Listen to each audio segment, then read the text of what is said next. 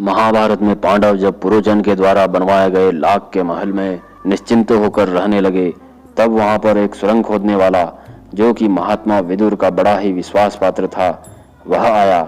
उसने पांडवों के पास आकर कहा, मैं खुदाई के काम में बड़ा निपुण हूँ। महात्मा विदुर की आज्ञा से आपके पास आया हूँ, आप मुझ पर विश्वास कीजिए। विदुर जी ने संकेत के तौर पर मुझे बतलाया है कि चलते समय मैंने युधिष्ठिर से मलेच्छ भाषा में कुछ कहा था और उन्होंने मैंने आपकी बात भली भांति समझ ली है, यह कहा था, हे महात्मा युधिष्ठिर, पुरोचन जल्दी ही आग लगाने वाला है, मैं आपकी क्या सेवा कर सकता हूँ।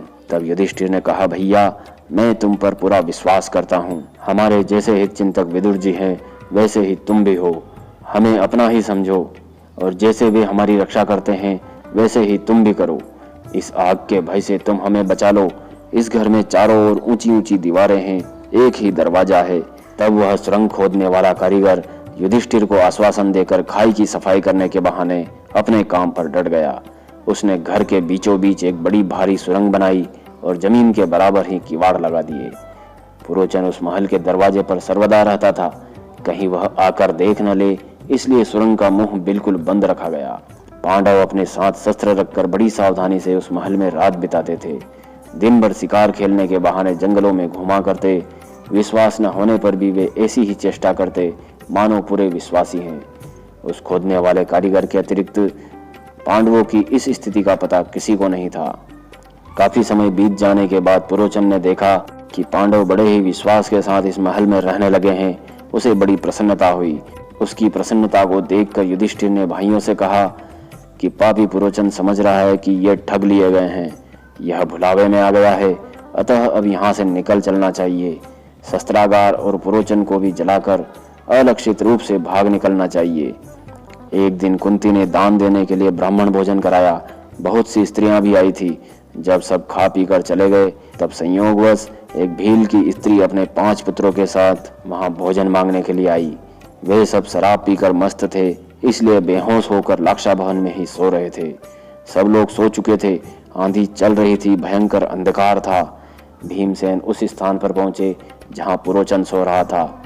भीमसेन ने पहले उस मकान के दरवाजे पर आग लगाई और फिर चारों तरफ आग भभका दी। बात की बात में विकराल लपटें उठने लगी और पांचों भाई अपनी माता के साथ उस सुरंग में घुस गए।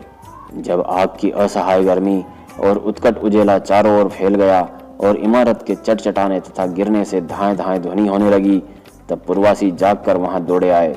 उस घर की भयानक दुर्दशा को देखकर सब कहने लगे कि दुरात्मा दुर्योधन की प्रेरणा से पुरोचन ने यह जाल रचा होगा। हो न हो यह उसी की करतूत है। धृतराष्ट्र की इस स्वार्थपरता को धिक्कार है। हाय हाय, उन्होंने सीधे सच्चे पांडवों को जलवाकर मार डाला। पुरोचन को भी अच्छा फल मिला, वह निर्दयी भी इसी में जलकर राख का ढेर हो गया। इस तरह वारणावत के नागरिक रोते कलपते हुए रात भर उस महल को घेरे रहे। इधर पांडव माता कुंती को साथ लिए सुरंग से बाहर एक वन में निकले।